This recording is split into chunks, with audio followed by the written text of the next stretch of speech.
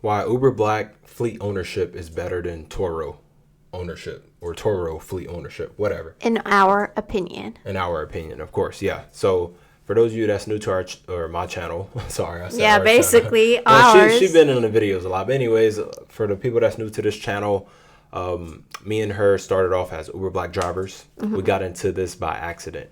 Literally got into accident, got into Uber Black, and then we decided to scale into fleet ownership.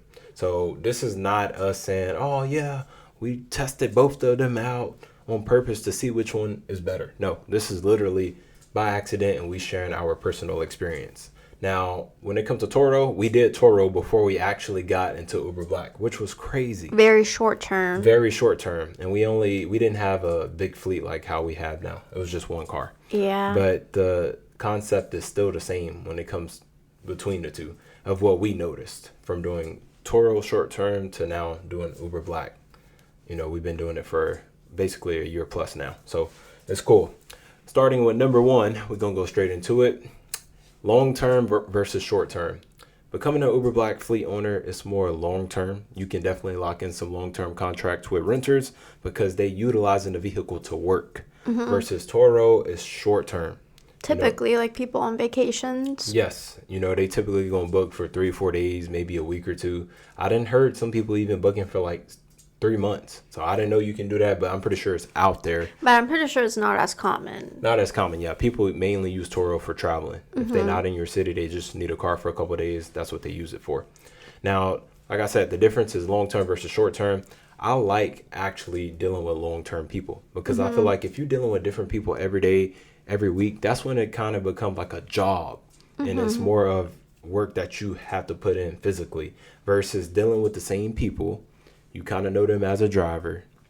You're able to do different things as far as invoices and I'm trying to figure out the type of word I wanted to use, but basically, you know, long story short, just to sum it up, you're familiar with the person to a certain extent, you trust them, and it's pretty much the same stuff, different day. Versus dealing with a short-term person with Turo, it's different people, you don't know them, they strangers, which is fine, but each renter might be totally different. And also, I feel like with that, you don't have as much control with Turo as you do with like Uber Black. So like, for example, with Turo, this is something that I did not like, which is they can like, once you put the car into like the marketplace, they can book whatever days that they want and then it automatically gets filtered. So if you decide like, hey, I don't want to rent the car to this person for whatever reason, you get dinged for that. So like canceling on like the renters is like a downside of like being a Turo owner, I feel like, because you don't have control over that. And also like you don't have like the ability to talk to the person. It's literally just a stranger going on the app, seeing your car, booking them, and then I don't know if they've ever been in an accident. I mean, Turo does all that for you, but Toro's not going to tell me if Trey just got in an accident 2 or 3 times. Toro's just going to say, hey, Trey booked your car for the 15th to the 18th.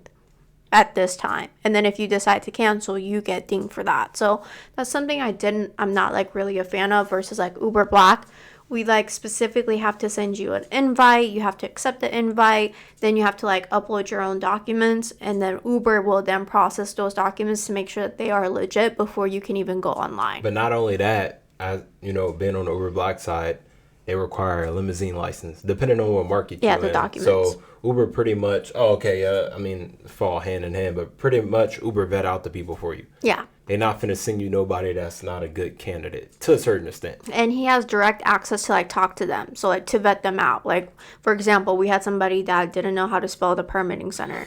We vetted them out. We're not going to do business with them. So stuff like that, you know? Yeah. So yeah, that's very true. That's funny. But yeah. And going to number 2, it pretty much go hand in hand with number 1. It's a different niche, different field because people with Uber Black using your car to strictly do rideshare versus them using it for personal use or for vacations and traveling. Yeah.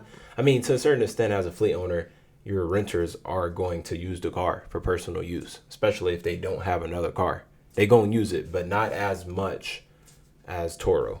Yeah. I mean, like while they're on a ride, they could go to like CVS or something, right? And like do whatever they need to do. But it's not like like Turo, they just go out wherever they want to go.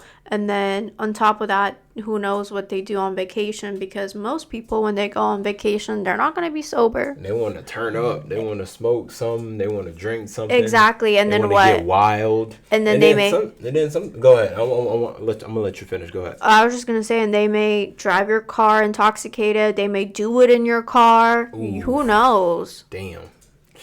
Yeah. Yeah. and also, you might not see your car again. At least with Uber. I mean, it's the same with Uber Black. It's no guarantee they're going to bring your car back, but at least you can track it to a certain extent. And, you got all the information, documents. I don't know how Turo work fully as far as all their information, but with Uber, you get quite a bit of information from each renter that, you pretty much know a little bit about them. So it's a difference. I think it's just better overall to, be renting or doing fleet with Uber Black versus Turo, because it's like, they using the car to make money, so they're not gonna be bullshitting or doing anything bad with the car.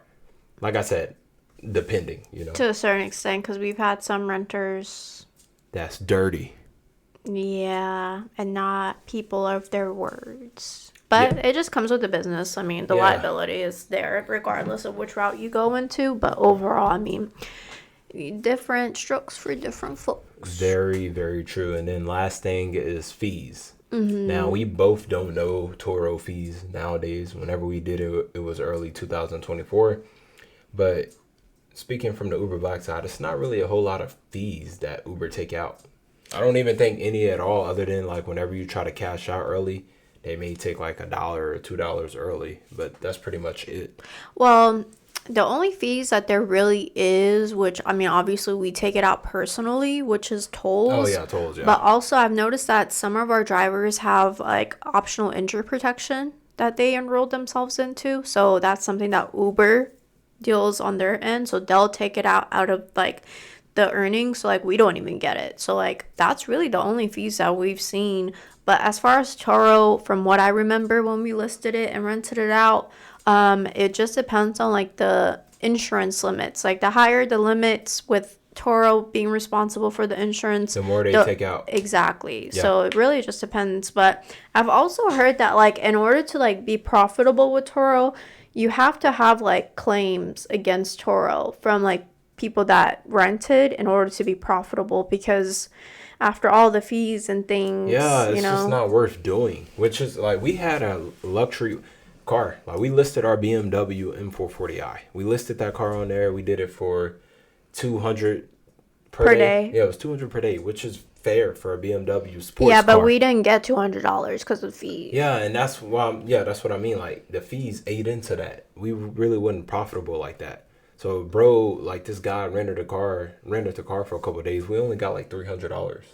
Yeah. It was very low, and I was telling him like, hell no. But he paid like $600. Yeah, so... it's not worth it. They damn near took 50% of it. Versus like being an Uber Black fleet owner, you take home all the profit, other than them taking out for tolls and you cashing out early. But like I said, what is $1 or $2? Mm-hmm. So I mean, overall, it's just from our experience. I just think. And I kind of know this is new. Like, it's not really no content creators talking about, like, being an Uber Black fleet owner other than me or us. So, I know it's kind of new. So, for the listeners out there, I recommend checking that out. Something new.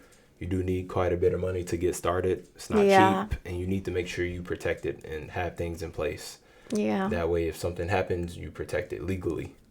But, overall, just being an Uber Black fleet owner is way more profitable, and the numbers make sense versus doing Turo. And like she said, if you want to make money being profitable on Turo, it's pretty much making claims and also having a quantity of vehicles. Because if you just got 2 vehicles, low-end vehicles, though, like I feel like people who rent from Turo are like renting like a Nissan or like a Ford versus like a Toyota Camry or something. Yeah, versus like a Range Rover or a BMW or a Cadillac. Or a Cadillac, yeah. Yeah, like what the fuck is $35 per day? You're not really making money. A lot of people be like, oh, we keep people in them, but it's not really a lot of money. So it's pros and cons with both, because the upstart with Uber Black is super expensive. Yeah. But in the back burner, it make money. the startup with Turo is kind of cheap. You don't have to have a fancy car, but you don't really make a whole lot of money unless you got a quantity of cars, a big fleet. You gotta put in money in order to make money. Yep. And before we go, I'll give y'all a quick little tip what you can do if you want to get started with normal Uber fleet. Go buy cars on Facebook Marketplace. List them on the Uber. Well, make website. sure that you are buying good cars. Yeah, obviously. Make sure the Obviously. cars is good. But just wanted to provide like a little tip as far as like if you want to get started. Of course, on the Uber Black side, you're gonna have to have some money. These SUVs is not cheap. So yeah, that's pretty much all I got. Did you have anything else for the people? Oop, look like our package is here. Now get us to 100K, and also if you want to be a sponsor to our next video, please email us. With that being said, we will catch y'all next video. Bye.